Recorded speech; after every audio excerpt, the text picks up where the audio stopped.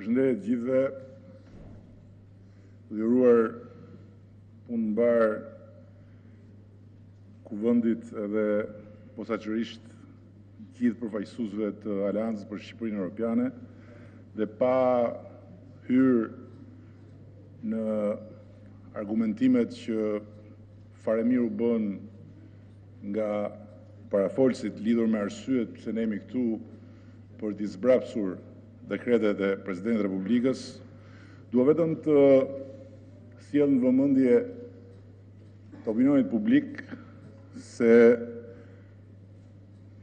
praktikisht Presidenti nuk ka goditur disa ligje, po ka goditur 3 prioritete kombëtare. Reforma në drejtësi është një prioritet kombëtar dhe nuk është një prioritet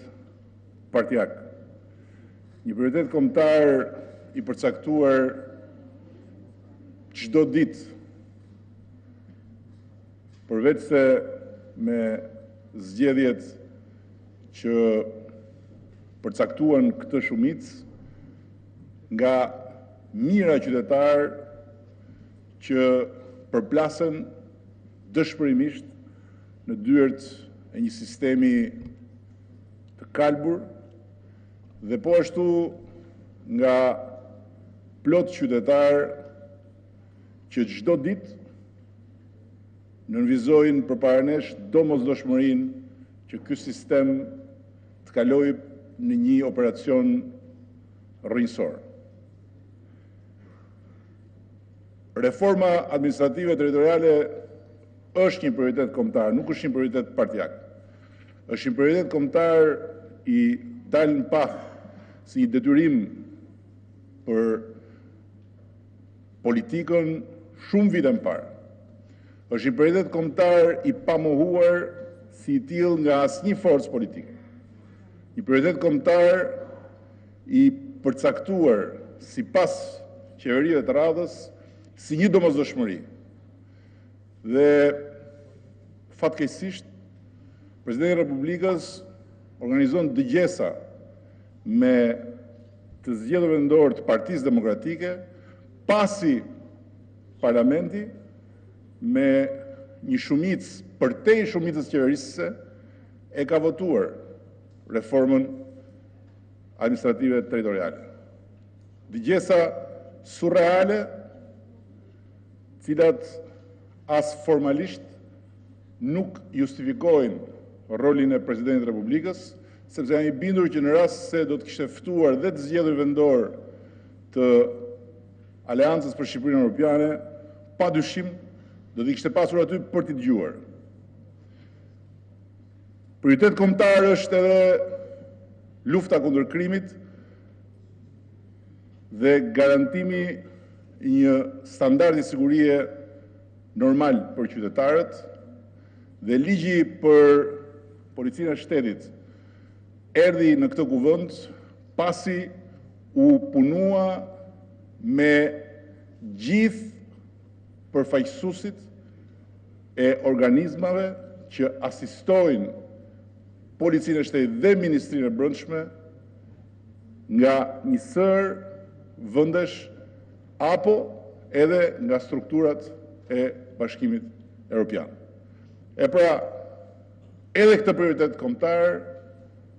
Presidenti e goditi dhe më vjen keq të kujtoj që ndërkohë që rendi për të bërë pjesë e sulmit ndaj Ministrisë Brendshme dhe Policisë Shtetit, nënkupto edhe qeverisë për atë kaçatorin e drogës që ra në Divjak, ende nuk e kam dëgjuar të thotë një fjalë as për superaksionin e Lazaratit në mbështetje të trupave të policisë, as për superaksionin e Dukagjinit në mbështetje të trupave të policisë, dhe të paktën një fjalë vetme për të solidarizuar kundër atyre gangsterëve që patën kurajën të qëllojnë dhe t'i rezistojnë me armë policisë shtetit, duke vënë në rrezik serios jetën e trupave të policisë së shtetit. Sigurisht që ne nuk kemi kohë për të humbur, as me debate me presidentin e Republikës, por këto janë disa fjalë që duheshin thënë për opinionin publik,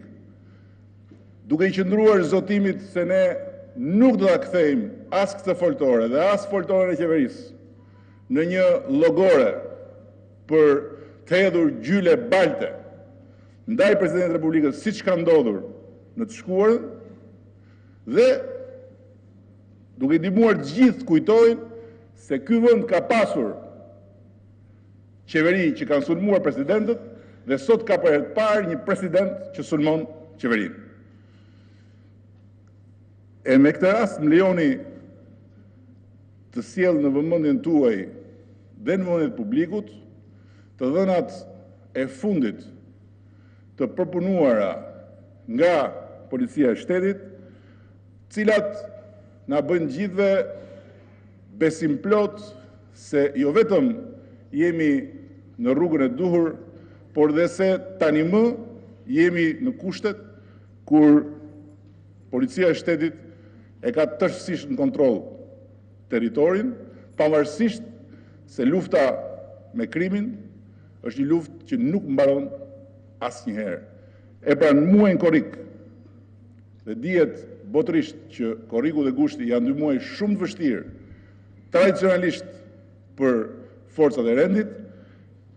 vrasjet janë 61.5% më pak se sa një vit më parë, aksidentet janë 33.5% më pak se sa një vit më parë, droga e kapur është 400% më shumë se sa një vit më parë, dhe një fakt shumë i rëndësishëm për ne, që ka 16.799 telefonata të qytetarëve në të gjitha stacionet operacionale të policisë shtetit, ndaj të cilave ka pasur përgjigje. Thënë gjitha këto, sigurisht që nuk ndjehet mirë askush kur sheh gjysmën e sallës bosh, edhe pse sot janë të pranishëm më shumë deputet se që numëron Aleanca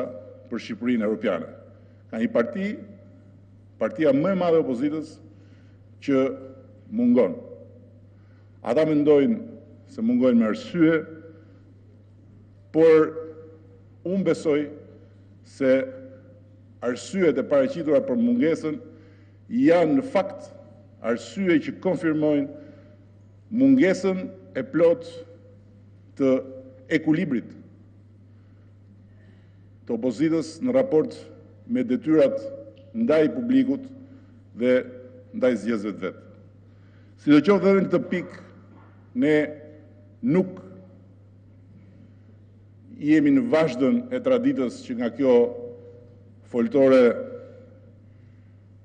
bëndej që kryeministri apo përfaqësuesit e shumicës të lëshonin çfarë të vinte ngoje për opozitën në mungesë, vetëm se një gjë është e sigurt, që përpjekje për të mbyllur gojën opozitës jo vetëm që nuk ka, po ka një dëshmi shumë të qartë të vullnetit për të krijuar opozitës mundësinë që të flasë përtej çdo caku përcaktuar nga rregullori. Dhe faktikisht kam parë dje të dhënat që kishte kryetari i grupit tonë parlamentar, të marra nga gjithë aktiviteti parlamentar në këtë sallë dhe lideri i opozitës këtu në këtë sallë kishte më shumë se 2 fishin e kohës së shfrytzuar se sa kryeministri Megjithatë kjo mund të quhet një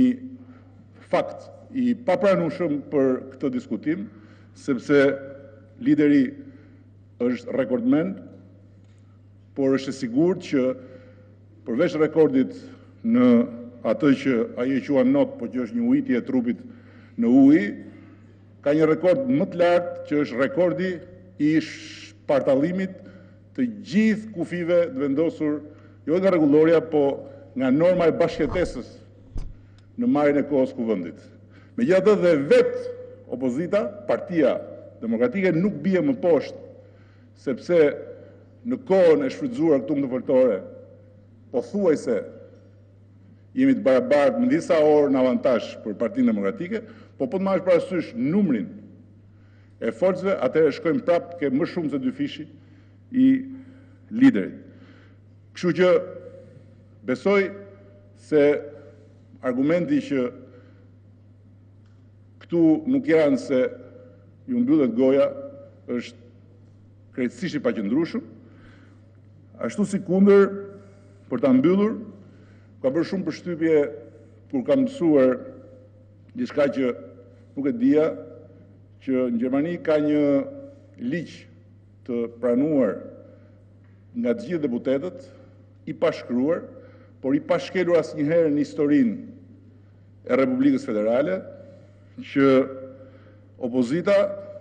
kur nuk thot asnjë fjalë të keqe për qeverinë në veshët e të huajve. Ndërkohë që më ka qelluar të takoj të huaj që takojnë opozitën, dhe në më shumë se një rast i kam parë të habitur të më pyesin dhe të na pyesin se pse vallë ata flasin si me vete për gjëra që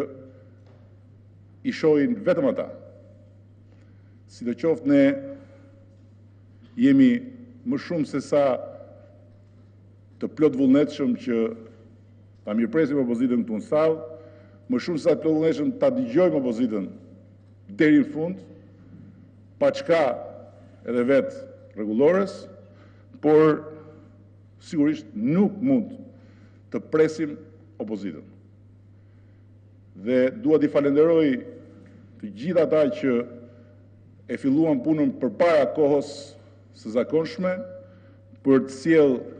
këto dekrete këtu sot, në 1 shtator, në ditën më të parë, dhe për të dhënë një mesazh shumë të qartë për të gjithë se ne nuk kemi kohë të presim, sepse Shqipëria nuk ka kohë të presë. Ashtu si kundër, opozita është në drejtën e vet të bëjë atë që sheh më të arsyeshme. Ne nuk mundet veç se ta respektojmë në zgjedhjen e saj, të bindur që s'mund të bëjmë babysitterin e opozitës, aq më tepër që opozita nuk është një bebe që sot qan nga uria, po një plak që qahet nga mingopja. Faleminderit.